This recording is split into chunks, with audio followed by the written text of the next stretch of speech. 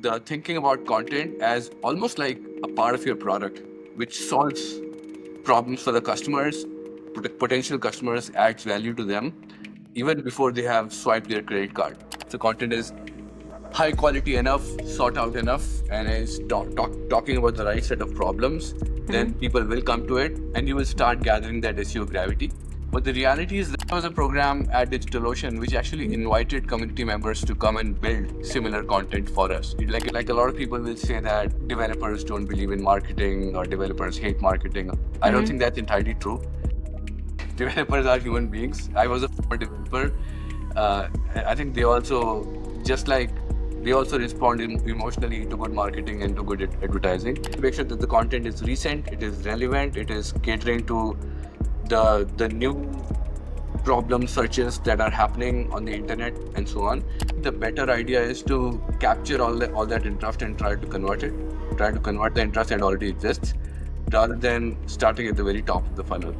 So I think distinguishing between these two personas, the user practitioner or the buyer decision maker, and then talking to them in their respective languages was probably the biggest difference. The difference that I saw from like the self-serve motion that I had seen in DigitalOcean to the enterprise motion in SourceGraph was that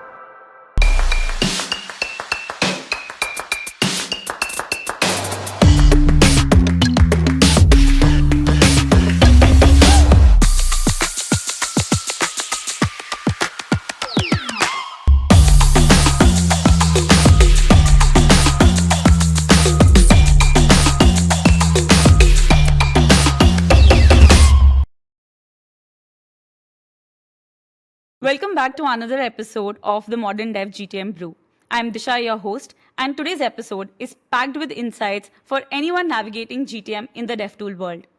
Our guest today is Raman Sharma, a seasoned product marketing and GTM leader who has helped shape growth stories at dev-first companies like DigitalOcean and SourceGraph.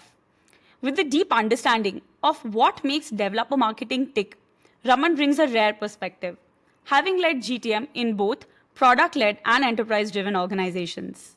In this conversation, we talk about what truly makes content land with a dev audience, what is the strategic difference between PLG and enterprise GTM, and how to think about both from first principles. Raman, welcome to the podcast. We are really thrilled to have you here. it's a pleasure. Thanks for having me. Great. So let's get started, Raman. You've spent the last few days at some iconic dev-focused companies. But before we dive into that journey, how did you even get started in tech marketing? Was it something that you always wanted to do, or did this just happen to be? I think it started with my time at Microsoft. I spent a bunch of time as a product manager on very developer-focused products. One of the products was Visual Studio, a much-loved IDE by many developers in the world. And that's where I felt like, hey, I loved the product management and thinking about product strategy and roadmap aspects. But I also felt I wanted to understand more around how go-to-market works. How do we take these products to market? How do we think about positioning and messaging and sales orchestration and all those things? So there was a little bit of an interest on that side, because of which I very intentionally sought out product marketing roles. And that started the whole journey of being in marketing. And as a domain, I feel like I was very much in love with that space, developer tools and infrastructure, cloud, and so on. It's kind of partly intentional. And was that switch difficult, or was that very natural for you? I must say, like, I have evolved ever since I started my career in marketing. Initially, like anyone else, I tried to rely on my strengths. Like, what do I bring to the table? You know, I don't know the ABCs of marketing, or not all of them, definitely. But I understand products. I have like a technical background, and these are technical products for a very technical audience. So I kind of relied on that as a strength to begin with, but then slowly started building more familiarity with the discipline of marketing itself. Difficult to begin with, for sure. Learning by the day. Great. I think journey there, Raman. So let's talk about your time at DigitalOcean. It's often mentioned as the gold standard when it's come to dev-first content strategy. What do you think made it so effective, and what are other dev tool companies still getting wrong? In my opinion, what made it very effective was that the people. I think that if you ask a lot of people there who are working on like content and strategy and just producing content as well, they never actually thought of it as content marketing. There Okay. was very little like, oh, we need to like be mining for these keywords, or we need to be like a lot of SEO orientation or things like that. The whole idea was to build really helpful content for developers. People can discover that content, get value from it, and do it consistently multiple times, and then fall in love with the company as well. So I used to hear from a lot of customers that I spoke to that many of them did not even know that we were a cloud infrastructure company. Many of them thought that we are this developer education company and we just build tutorials for them. But only after they had engaged enough with the company did they realize that, oh, we actually have, some really cool products also. So I think that was a big part of it. The thinking about content as almost like a part of your product, which solves problems for the customers, potential customers, adds value to them even before they have swiped their credit card. So that Understood. orientation really helped the company. Got it. So, and what were you trying to, achieve with this content? So, was it demand gen? Was it community building? Or as you mentioned, was it pure play developer education? Like, what was the end result that you were expecting? I have to say it was a combination of all of the above, plus brand building. I don't know whether that brand building was intentional to begin with or not, but this content became a big part of the DigitalOcean brand. As I mentioned, talk to customers and they'll tell you the first interaction they had with the company was through content. So yes, demand gen was a big part of it. Like spread enough content out there and Google and all the algorithms. And if the content is high quality enough, sought out enough, and is talking about the right set of problems, then people will come to it, and you will start gathering that SEO gravity.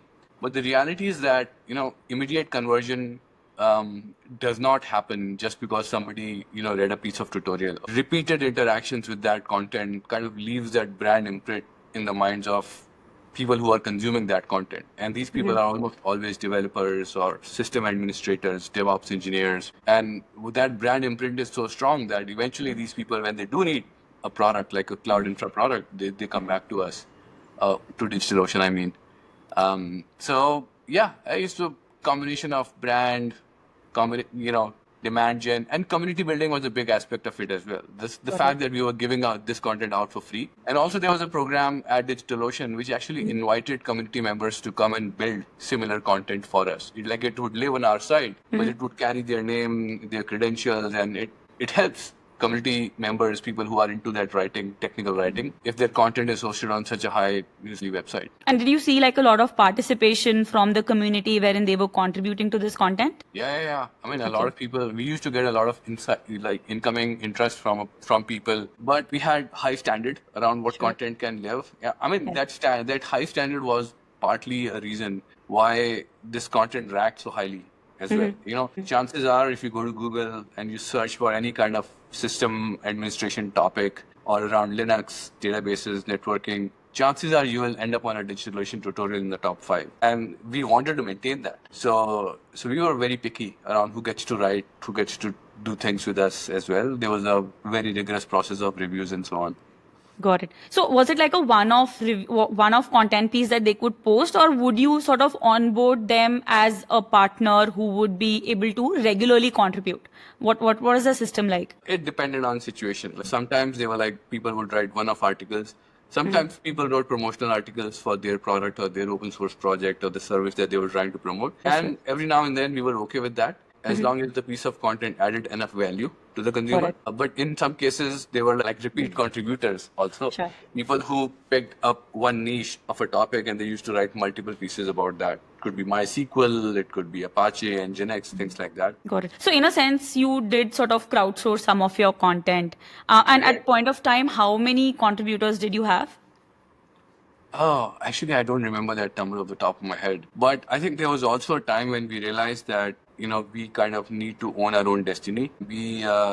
Because a big part of like building that content was also to make sure that the content obviously needs to be high quality, add value, but it also cannot deviate too far away from our wheelhouse, like the zone in which we operate, the problems that we solve. I can build an amazing piece of content that gets a ton of traffic, but if it is not at all relevant to who I am as a company or what problems I can solve, then I think I'll not get enough credit for building that content. nor will it do anything for my business. There was a point when we came to this conclusion that, hey, we have to be doing a bunch of this ourselves because we know best what scenarios we want to be writing about, depending on who our customers are and what kind of scenarios we enable for them. Understood. Understood. You also mentioned, Raman, that the primary target audience for this content was developers. So was it like a conscious choice that you decided to go for developers and not buyers? Oh, it's a very good question because, we came to this realization that the market in which we were operating. So DigitalOcean is a cloud infrastructure company. It's like Azure, Google Cloud, Amazon Web Services. But the reality is that we do not cater to enterprises. And the company came to this conclusion very early in their life. One of the best things that they did was align around that as a priority. What we realized was that our customers were small builders, small teams building SaaS applications, building edtech platforms, building online games, blockchain platforms, and, e-commerce, apps and so on. And in these small engineering teams, the overlap between the users and the decision makers was very high. The person who goes to your website, signs up, spins up a virtual machine and starts deploying an app on it is very likely also the person who will be swiping the credit card. They're not like two different people in there. So because of that, we felt that, hey, this is one person, reasonably technical, also in a leadership position in the small company that they're working in. Let's solve problems for them. And what is the best problem we can solve for them? Let's make cloud infrastructure or system administration dead simple for them. I'm not saying that this will work for everyone. Like focusing almost entirely on the user and practitioner persona will not work for everyone. You have to do justice to the decision maker as well. But in case of DigitalOcean, it was very clear that the overlap was so high that we could just one aspect and still win them over. Understood. I think that's fair. And how defined was your target audience? So did you have like a very clear view of the developer persona that you were targeting, or was it like a broader definition for a developer? We did not think about like this type of a developer versus that type of a developer. We thought about what problem are we solving for that developer. Yes, there are multiple ways of thinking about developer audience also. Front end, back end, full stack, JavaScript, Java, and so on. But the way we thought about it was like if most developers have multiple stages or multiple problems that they want to be solving. They are like architecture problems, there are language problems, there are framework and library problems, and then there are deployment problems also. We were in that deployment zone.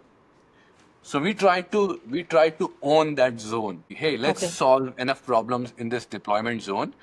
And most often the people who would be dealing with these kind of problems are people who are on the infra side, infra engineers, DevOps people. What type of content were you creating at DigitalOcean? So while we did discuss that most of it was educational, wherein you were trying to help them solve a problem, were you also creating content which was around product education or activation, or was it purely focused on top of funnel and problem solving educational? Yeah. I mean, DigitalOcean is famous for this. Like, you hardly ever find promotional product material from DigitalOcean. At least, most of the content that I'm talking about was top of the funnel content. They were all like technical tutorials. They were of the variety of how to do X using Y, where X is a common problem in the system administration space and Y is a open source piece of software. So how to configure my Ubuntu machine for best performance while running a LAMP stack application, things like that. Tutorials for the most part, but we also did like conceptual articles around like what is database sharding, how to think about high performance, how to think about redundancy in your cloud architecture and things like that. Understood. And how concerned or how mindful you were while branding. So for every content piece that you wrote, did you always mention that how would DigitalOcean help, or was it just trying to solve a problem and then anyways who's coming on DigitalOcean, they know that this is an article by DigitalOcean? I mean, we did it. We were a marketing team, so we did it. But we did it thoughtfully, like where it made sense. If the article that we have written about has absolutely no connection to DigitalOcean, number one, like why are we writing it, right? But even then, like there were some instances, like for example, if the article is purely about talking about the pros and cons of using a certain type of open source technology, let's say, then it doesn't make sense to talk about DigitalOcean. We would not. But every once in a while, we would write articles like, hey, how to configure your virtual machines for best security practices or whatever. And then in the end, we would say, oh, by the way, like we do this for you automatically. If you spin up a droplet in DigitalOcean, we do it automatically for you. So why don't you just try that? So, wherever tastefully it made sense, we would do it. But by and large, we were very careful about not being overly promotional. Understood. So while you were sort of deciding what content to write, how does it tie to the DigitalOcean brand was somewhere in the background, but it did not need to be in the content always. So you would Yeah, rather sort of go beyond and create content which would actually be helpful for a developer. yeah, 100%. Understood. And what was the actual content creation process, at DigitalOcean? So did you have engineers or devrels involved in the writing and reviewing pieces, or was it purely the marketing team who was leading that? Actually, it was, we had a big team entirely focused on content. At different times during the company's journey, the team sat in different organizations, sometime in engineering, sometime in marketing. But this team was almost entirely responsible for building new content, also working with the external contributors to ingest new content coming from them. Also looking at like what other content out there already exists that we can be a better home for. That is high quality, just like us, that puts a lot of thought into quality and helping developers. So a number of those things were within the responsibility zone of the Got content it. team. The developer relations team was slightly different. They were responsible more for what I would call like developer engagement activities, like, Okay. going to events and conducting webinars. I would say, we try to focus them slightly more on DigitalOcean rather Okay. than just producing high level product agnostic content. So engineering had involvement. There were some engineers from within the company who also used to like volunteer their time and energy into producing or reviewing this content. But for the most part, the content team was the owner and keeper of content. Understood. And what would the profile of a typical content marketer person look like at DigitalOcean? Since you were writing such highly technical content, which was resonating with so many developers, how did you make sure that the quality of the content was good? The person who was writing was, able to understand the pain points of the developers and actually write content which would be helpful. Yeah, I think many of these people who used to work in these roles, they consider themselves developer educators. Like they were Okay. very passionate about education to begin with. And the fact that they were educating on very technical topics to a technical audience was just detail for them. So they were just passionate about educating people. And then like you would be surprised with the number of PhDs we had in the team. So I mean, if you think about like a PhD profile, they are by very nature, by the virtue of what they've done, oriented, very research oriented. They'll produce the artifact they produce. But at the same time, we also had people like who were just self-taught engineers who were like came from a DevOps background. They were working in a DevOps role in some other company. They found that their true calling was actually building content and telling stories. So they came into these roles. So I think that really explains why the content was that great. If people who are writing that content really believe in education and really, want their pieces to stand out and not just, be promotional pieces. And I think that's the result that we were able to see with DigitalOcean. Yeah, 100%. Yeah. So once that content was, live, once you were able to create that content, what were some of the channels that you were using to actually get in front of the developers? How did you make sure that the right audience was able to see you? For the most part, we published the content on our website. You can call it a blog, but it did not even live under a blog URL. It used to live under digitalocean.com/community/tutorial. But over the years, the company had kind of come to a mindset that, hey, the purpose of this content is to bring people to us. So search engine was a big deal.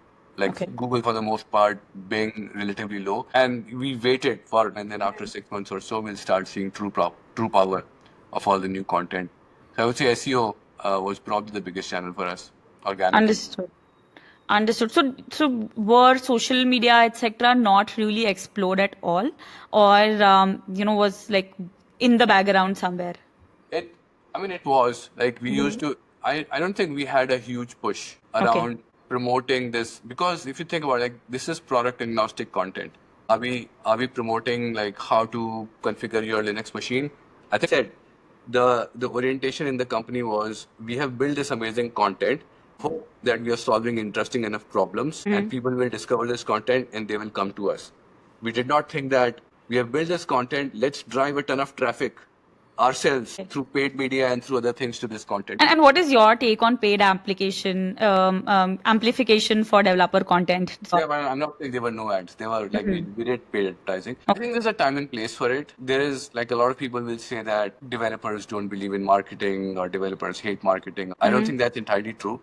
Developers are human beings. I was a former developer. I think they also just like they also respond emotionally to good marketing and to good advertising. So if you have the right message, if you have the right type of value, if you have the right, emotional hook for them, they will respond to it.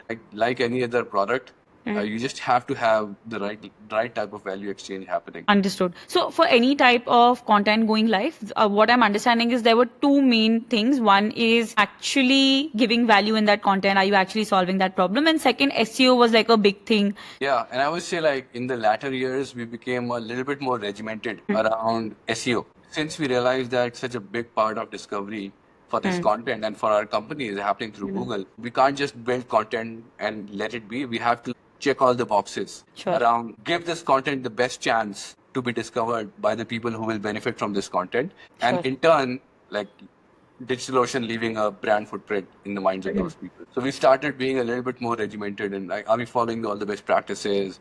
And yes, we don't want to obsess about the keywords, but are we doing the right level of things? The right keywords, the right meta descriptions, and the right hyperlinking from one content piece to the other content piece.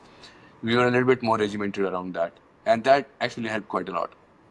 Understood. And in terms of format, what was it? Was it like a text-based content or would you do videos? What worked well? Primarily text. Okay. With a fair dose of images, diagrams, and so on and so forth. But the idea was that people who are reading these tutorials, they will actually copy paste from here into their terminals or into their IDEs, and they're going to try these things right away. So we try to make that as easy as possible. Videos are great, but videos, I think, in my opinion, solve kind of a different purpose. On the developer relation side, for example, where we were doing a ton of promotional videos around DigitalOcean or promotional content around DigitalOcean about how to do XYZ, but using my products, using DigitalOcean products. There we built a ton of videos. And that was very handy there because it can very quickly show people how to do something or quickly show people how easy it is to do things on my platform also. But great insights because, you wanted people to actually copy paste content and that is why text worked really well for you. And how are you measuring success? So once you've published content, what metrics mattered for you? Was it traffic signups, product usage, engagement? What were you tracking? For the most part, traffic and signups. Product usage was too far away from that point on. For product usage to happen, somebody has to visit the website, sign up, spin up a resource or something with that, produce an invoice or things like that. At that point, you cannot very confidently say that, oh, this piece of content actually drove all of this. So for the most part, we looked at top level metrics. We called it UX, unique visitors excluding customers. So they had millions and millions of people coming to the website on a monthly basis. And then signups, like how many people are actually converting. Converting means like creating an account and signing up for our DigitalOcean account. Understood. And can you recall any specific content initiative or piece that really outperformed? It came as a surprise to us. Every time there was a new version of the Linux Ubuntu distribution, and just a small change of updating from one version of Ubuntu to a new version of Ubuntu, just changing the content of the tutorial to cater to the fact that a new version of the operating system has arrived, used to give us a good bump. We saw much more value in just updating existing content. So that was surprising and interesting learning as well. Got it. And were you able to get to the bottom of why that happened? I guess like a lot of people did that. Once the new version of a Linux distribution kind of arrives, a lot of people want to move to that. And in that process, they discover inconsistencies or breaking changes which they want to address right away. They go to Google and suddenly land on a piece of content that solves that exact problem for them. So I think a combination of having a very, very topical problem at that time and finding a content to address it. Understood. And you mentioned that, SEO was such an important piece specifically, in the latter part. Recency is a very important thing when it comes to, discovery. So how often would you actually refresh content? Very, very often. We have to make sure that the content is recent, it is relevant, it is catering to the new problem searches that are happening on the internet and so on. So there was a good rhythm within the team around going back and updating existing content. Got it. So was that content being updated on a monthly basis, on a weekly basis? Just what was the cadence that you had set for yourself? I can't speak to the exact details of that, but I know that every sprint that the team was working on, they had set aside some time on what they call maintenance of existing Okay. content. So it was never like, oh, we'll get to this 6 months later on, whatever. It was almost like Sure. an ongoing thing.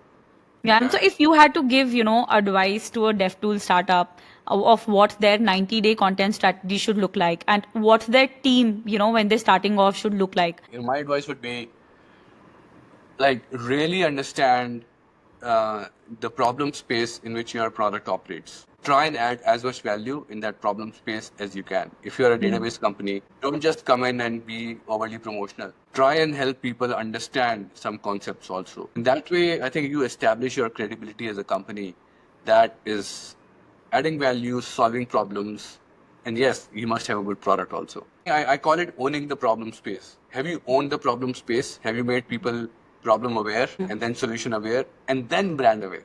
And if you think about it in this way, you'll get tons and tons of content ideas around what you can produce. And yes, some of it is top level, some of it is not very conversion friendly. But if you start doing that and then you start leaving a brand imprint in their minds, and yes, build some conversion friendly content also. Got it. And so when you begin, content marketing for any firm, would you say that most of the time should then go on the top of funnel and the problem awareness, type of content? The better idea is to capture all that interest and try to convert it. Try to convert the interest that already exists, rather than starting at the very top of the funnel.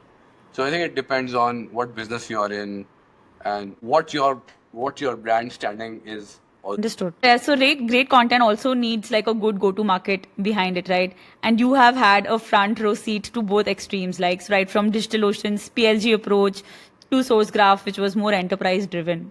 Let's unpack that a bit, right? So what are the biggest GTM differences that you have experienced while working with both of them?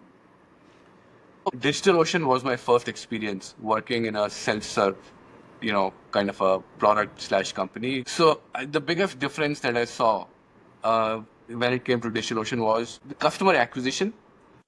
Sometimes in a large company, your brand actually pulls you a lot. Compared to that, my experience, by the way, SourceGraph has both motions. They have PLG as well as a sales-led. They started as a sales-led motion because the nature of the product was such that, searching across massive code bases, across, multiple code hosts, that's a problem that a small 1 to 2% developer team or an individual developer will not face. You run into those problems only when you're operating at a certain scale and at a certain level of sophistication. So they became like by design, they became an enterprise, not led company. Yes. But with the advent of AI, the company felt that, hey, we have all the ingredients to build an amazing AI developer or AI coding assistant product also. The motion for that product should be PLG or self-serve. It should be something that somebody can just go to the website, download, activate, start using right away, either on the web or inside their IDEs. So they had both motions.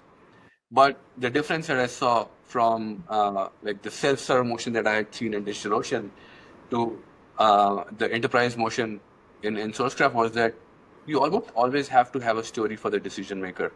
The decision maker and the user practitioner are not the same. For the most part, they are different. Yes, decision maker is still a reasonably technical person. They understand what developers are doing. They understand the tooling. They're most likely a former engineer, former developer.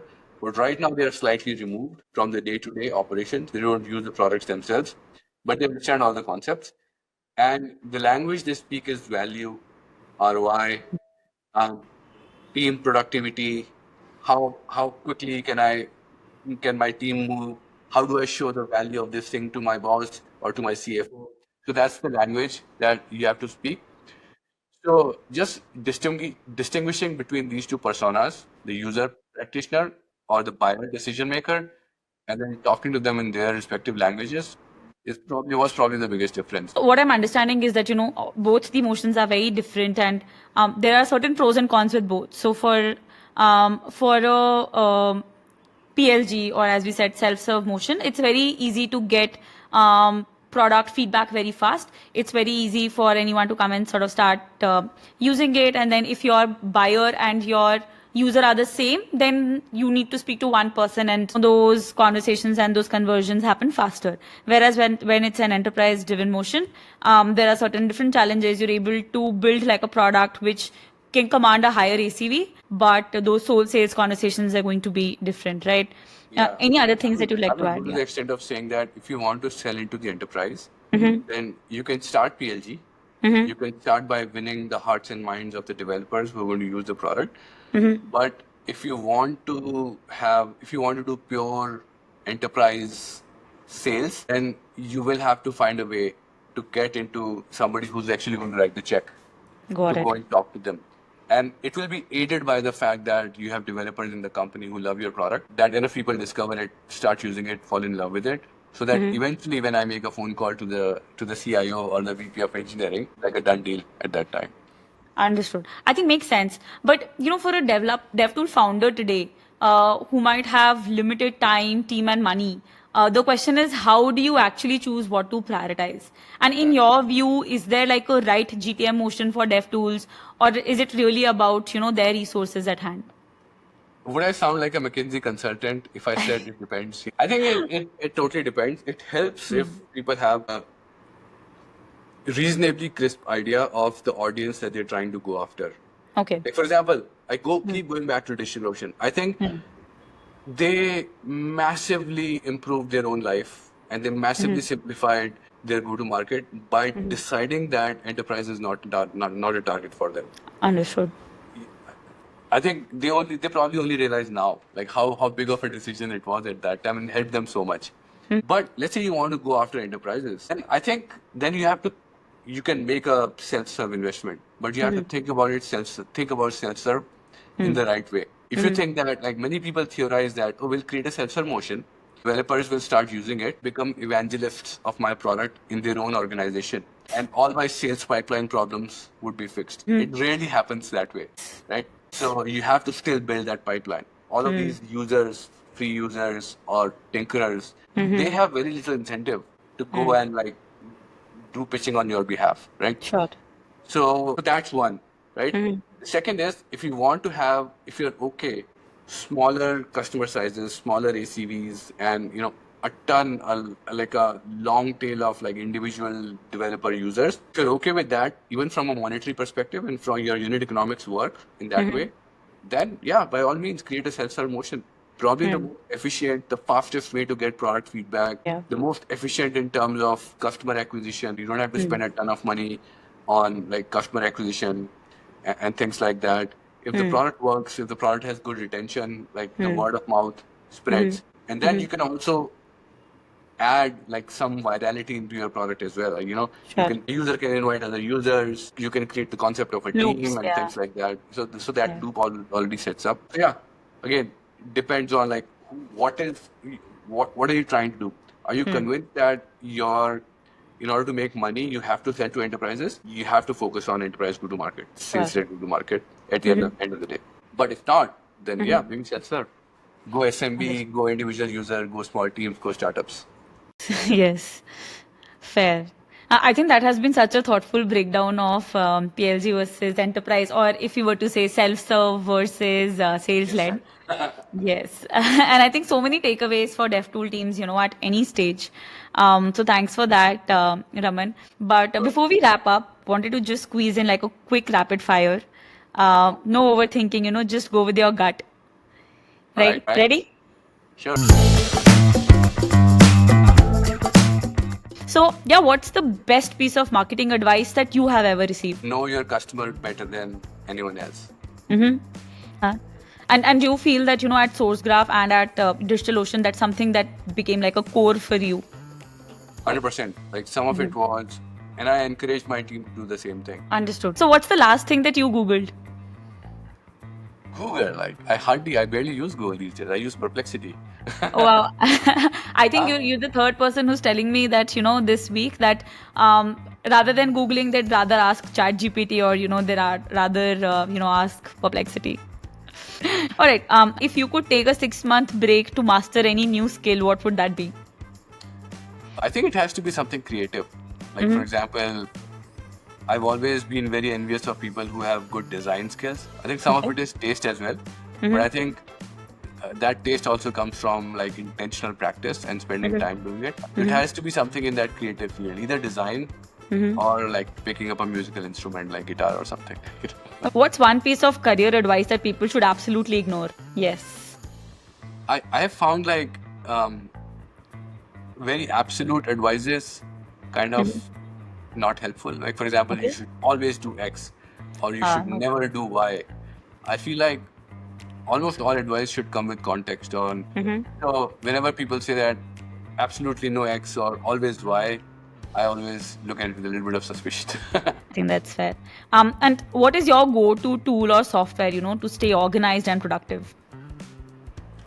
Oh, I actually use Notion very heavily. Okay. Notion is a place where I do a lot of writing. Sometimes I like to write, and sometimes I feel like there's a writer's block. The way I try to overcome that writer's block is just dump a bunch of bullet points in Notion. And then once I feel like I have enough content, enough ideas to write about, then start thinking about the next part, which is the narrative and flow and so on. I think that's fair. Thanks for playing along and sharing such amazing insights, Raman.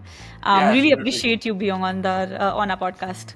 I had a ton of fun. Thank you for the lovely conversation. Thank you.